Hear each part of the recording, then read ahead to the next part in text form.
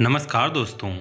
बनारस की वो गलियाँ जहाँ हर मोड़ पे आपको एक छोटा मोटा मंदिर मिल जाएगा, शायद यही बनारस की खूबसूरती का एक राज है। हर पल उस छोटे बड़े मंदिर से आती घंटियों की आवाजें मन को कितना सुकून देती हैं। बनारस की इन्हीं गलियों में एक राम जानकी मंदिर है, जिसकी देखरेख मंदिर के पुजारी पंडित रामनारायण मिश्र के हाथों थी। मिश्र जी भी अपनी पूरी जिंदगी इस राम जानकी मंदिर को समर्पित कर चुके थे। संपत्ति के नाम पर उनके पास एक छोटा सा 2 कमरे का मकान और परिवार में उनकी पत्नी और विवाह योग्य बेटी कमला। मंदिर में जो भी दान आता वही पंडित जी और उनके परिवार के गुजारे का साधन था।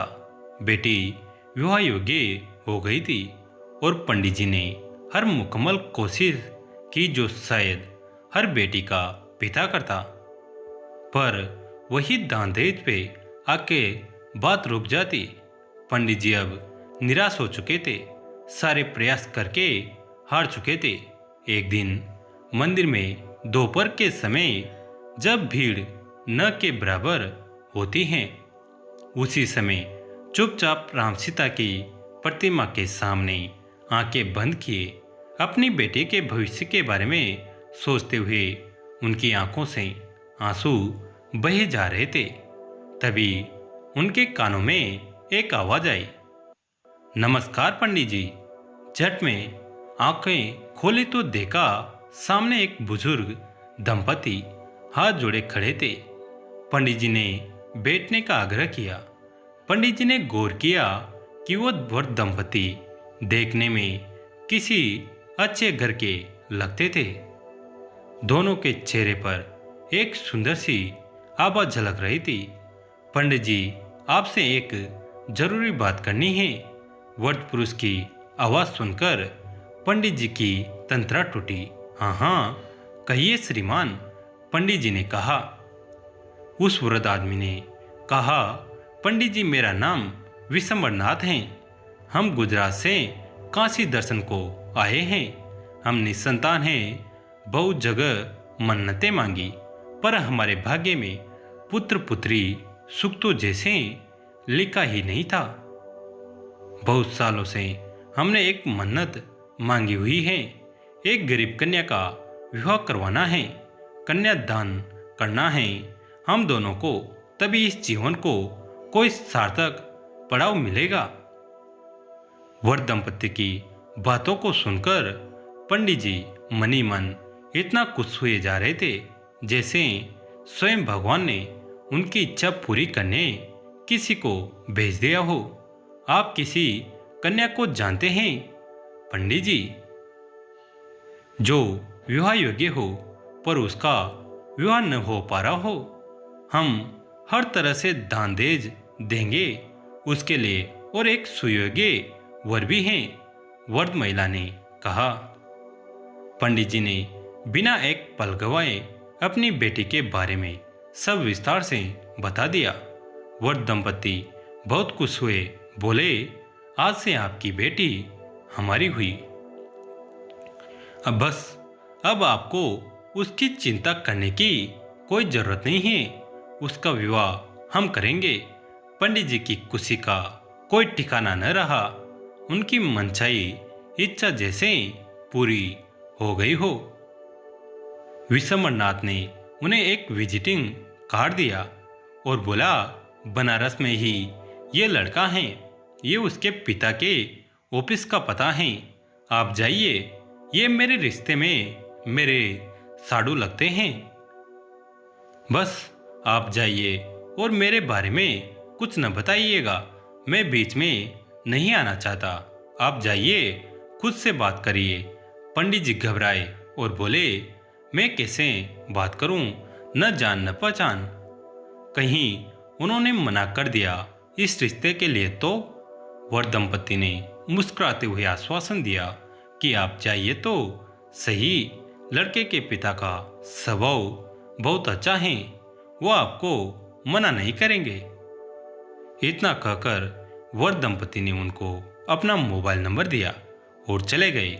पंडित जी ने बिना समय गवाए लड़के के पिता के ऑफिस का रुख किया, मानो जैसे कोई चमत्कार सा हो गया हो।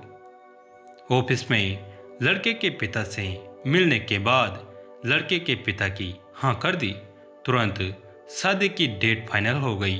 पंडित जी जब जब उस दंपति को फोन करते तब तब शादी विवाह की जरूरत का दान दहेज उनके घर पहुंच जाता।